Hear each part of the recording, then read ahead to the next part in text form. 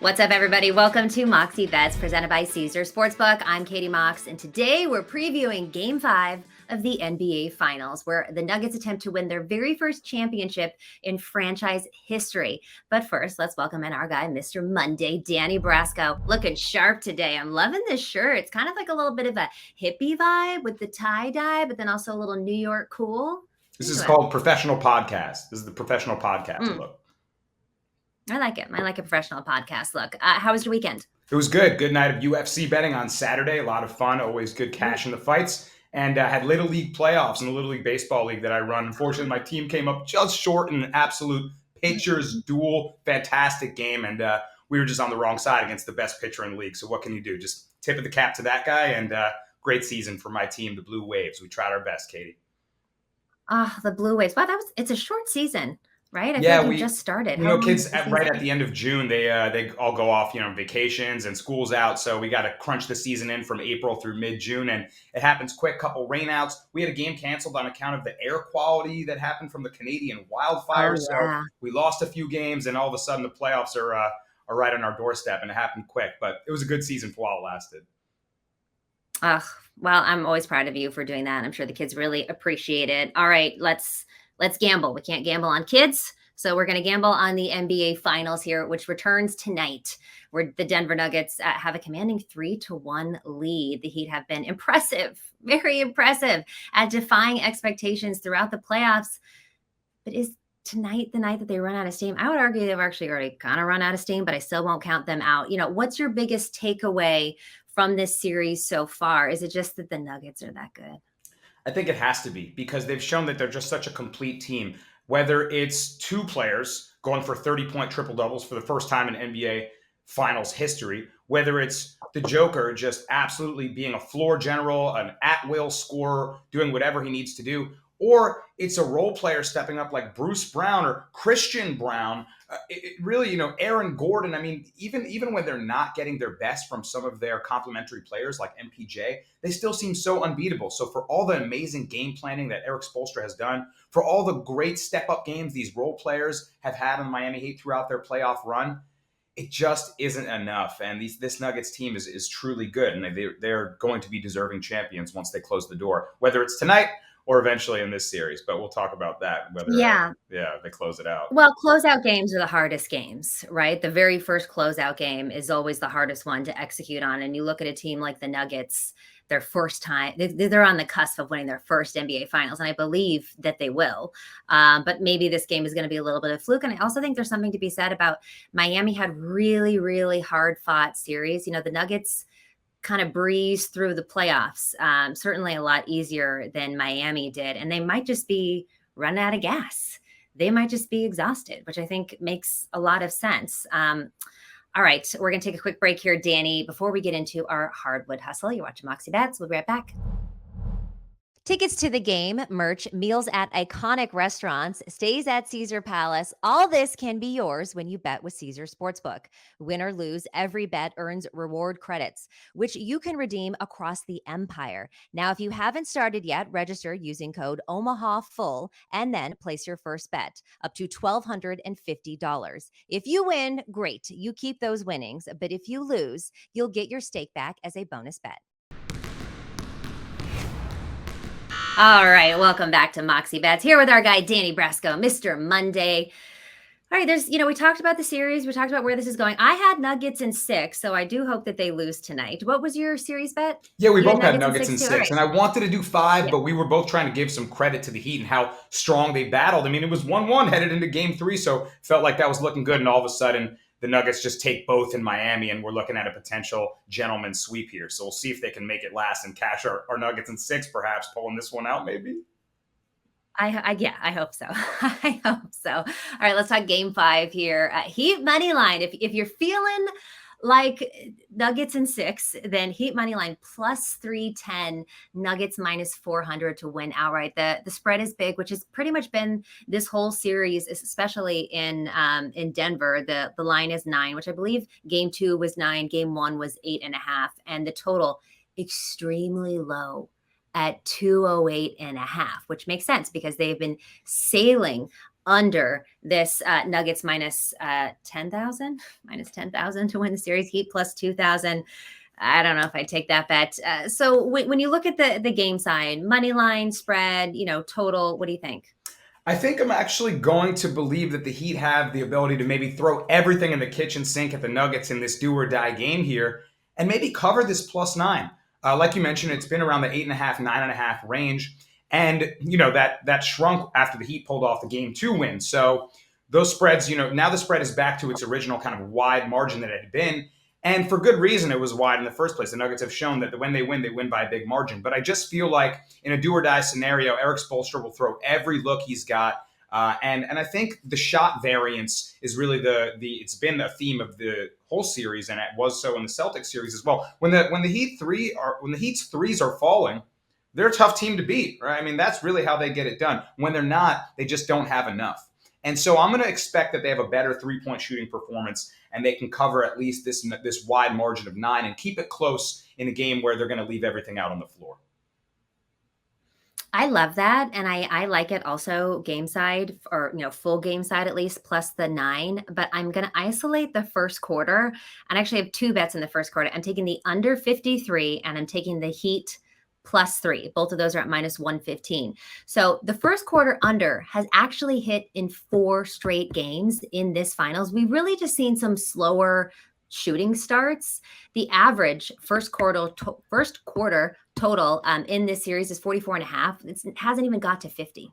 So why is this at 53? That just feels a little suspect to me. So I'm going to go this under 53. And then Miami has actually been really great in the first quarter. That is the best we've seen them is in the first quarter. They are 14-8 in first quarter against the spread. That's their record. They've also covered 3 games in a row in that first quarter in the finals. So like you said, this is a win or go home. There's a lot of pressure on them to start strong. And the second quarter really has been where Denver starts to pull away a little bit, starts to gain more of a substantial lead, and like we said earlier, it's Denver's first rodeo in a final. It's the hardest game is to close out in their very first NBA final. We might see them struggle a little bit out the gate under this pressure. So I like Miami plus the 3. I like a 9 full game too. And I like this under 53. I'm going full first quarter here. So if it doesn't hit, then I can, maybe do some live betting later to make up for those losses. But I like this. Yeah, that makes a lot of sense to me too, because like you said, we're talking about running out of steam. It's happened later in games. Similarly, like you just mentioned, right, the first quarter has been their best quarter, and the second quarter they've lost margins by -9, -5, -8. That's really when going into the half, the Nuggets retake the momentum. So if they can get out to a strong start, that'll be their best chance to kind of set the pace and have that momentum and set the tone for this closeout game in Game 5 and see if they can force it. So I like the Heat early on. I think that's a good bet. All right, let's go. Okay, so there's basically 2 top players. There's Jimmy Butler, and there's obviously the Joker. What is your favorite Butler prop for this game? His scoring has been down a little bit. You going points? No, I'm not going points because you got to feel like the ankle might be compromised. And of course, he had that unreal series against Milwaukee. But even since then, even against the Knicks, he wasn't putting in unreal scoring performances. It's been his ability to be a facilitator, to just be a great teammate and make everyone around him better. So again, we're going all effort. We're going leave everything on the floor. That's the theme of my plays in this game. I'm going to go Butler over 6.5 rebounds. I think he's going to be crashing the glass with whatever he's got left in him. Him and Bam will just be fighting on the boards against the huge man Jokic and Aaron Gordon, who's been attacking the glass really strong. I think Butler will have to be down there just, gang rebounding. So I'm going to bet on him to play hard tonight, which he always does, and go over 6.5 rebounds. Gang rebounding. I really love that term, Danny. I love that. And I'm going to play that as well, but I'm also going to take him over the 6.5 assists.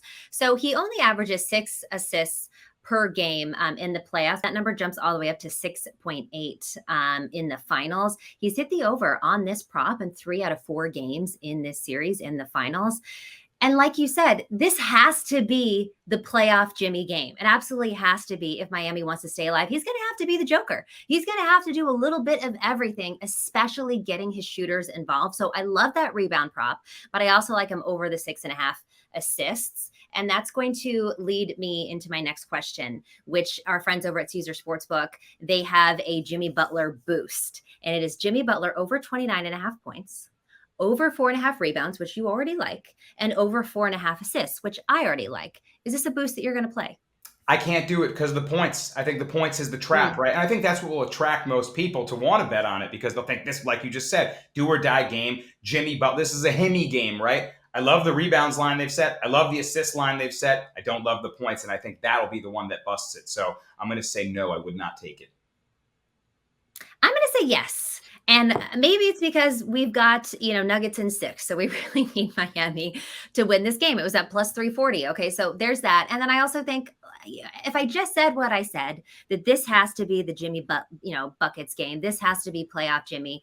Yeah. He's only averaging 21 points per game in the finals so far. He has not been as effective on scoring. Although in game 3, he did have 28 points. So it's like, if there's any game where he's going to do it, it's this. So I'm willing to roll the dice. But yeah, you're not wrong. The scoring has been very low. Denver has done a very good job of limiting the amount of points that he scores. All right, so let's look at the other big man, or actually the big man, the Joker. What is a Jokic prop that you're looking at? So I'm actually going to go with Jokic over 1.5 threes for plus money here on Caesars. And this is a fun bet just because I've been playing that. Yeah, anytime he squares up for a 3-point shot, you're like, man, it's like it almost hits the roof. It's such a beautiful rainbow from a huge man. You love to see him behind the arc. And it's like one of the only places where you kind of have to live and die with Jokic back there. But he can hit at a high clip. And last game, he hit 2 out of 5. He shot 5 of them. In a previous game, the series, he shot 3 of 7. I mean, he doesn't hesitate to let it go from beyond the arc. So in a game where I feel like the Heat will shoot better from 3 and that shot variance will go positively regress back towards the Heat, I feel like the Joker will want to respond in kind and maybe silence, right, a Max Strus 3 and a Duncan Robinson 3 with a 3 of his own back on the other end. So, I don't it's a plus money play. It's a Jokic threes play. Maybe it's not the first thing that jumps off the page. I'm not going to throw, my whole bankroll at it by any means. It's hit in 3 or 4 games. And there you go. I mean, yeah, he's hitting a number of games. So I like the Joker to let it go from beyond the arc tonight and hit over 1.5 threes. I love this. And, Alan Bell, who's our friend over at Sportsline. Shout out. Yes, AB, we love it. He and I ride this prop quite a bit, and it has cashed, and it has been good. Now we were both on it the one night that it didn't hit, but there was an issue on Sportsline where it kept changing Jokic's name to Jovic or something, and so it didn't end up getting posted. So Al and I are like, okay, good karma here. You know what I mean? Sportsline had our back, but yeah, this is hit in 3 or 4 games. I absolutely love this, and it actually plays into mine, which is Joker triple double. Death taxes and Joker triple doubles. It's just what it is. He averages close to a triple double in the finals, 33, 14, and 9 throughout the first 3 games.